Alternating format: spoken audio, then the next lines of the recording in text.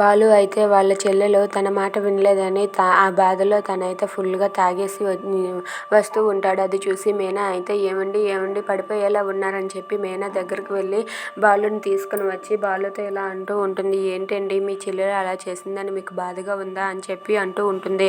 అది వినగానే బాలు అయితే నాకు మా చెల్లెలు చేసిన దానికి బాధగా లేదు, కొట్టినందుకు నాకేం బాధగా లేదు, కానీ అది ఉరితాడు అని నేను అన్నా సరే కాదన్నయ్య ఇది పసుపు తాడు అని చెప్పి నా చెంప పగలగొట్టి వెళ్ళిపోయింది చూడు, అందుకే నాకు చాలా బాధగా ఉంది అని చెప్పి బాలు అంటూ ఉంటాడు. అది వినగానే అక్కడ ఉన్న మీనా అయితే చాలా బాధపడుతూ ఉంటుంది. దాంతో అక్కడ ఉన్న బాలు కూడా ఏం చేస్తాం అది దాని కర్మ అని చెప్పి అనేస్తాడు. ఇంతలో సంజయ్ అయితే అక్కడ ఉన్న మౌనికతో ఇలా అంటూ ఉంటాడు. ఏంటి నీ మెడలో నేను పసుపు తాడు కట్టానని నువ్వేమైనా ఫీల్ అయిపోతున్నావా? అది పసుపు తాడు కాదు, మీ అన్నయ్య అన్నట్టుగా ఉరితాడే. ఎందుకంటే నీకు రోజుకొక నరకం చూపిస్తాను, రోజుకొక శిక్ష వేస్తాను.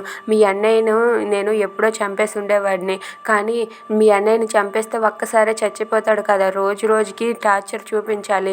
నీకు రోజుకో టార్చర్ చూపించి నీకు చూపిస్తే మీ అన్నయ్యకి చూపించినట్టే కదా. ఇక్కడ నువ్వు బాధ పెడితే అక్కడ మీ అన్నయ్య ప్రాణం పోయినట్టుగా అవుతుంది. అందుకే నేను నీ మెడలో పసుపు తాడు కట్టాను, అంతకు మించి ఇంకేం కాదు అని చెప్పి అంటూ ఉంటాడు. అది వినగానే అక్కడ ఉన్న మౌనిక ఒక్కసారిగా షాక్ అయిపోతుంది.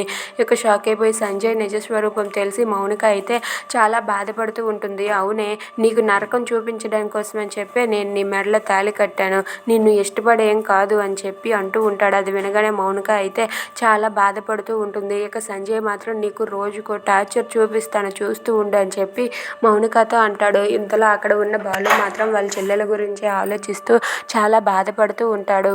ఇక మౌనిక ఏం సంజయ్ నుండి ఎలా తప్పించుకోగలదు? Please subscribe our channel.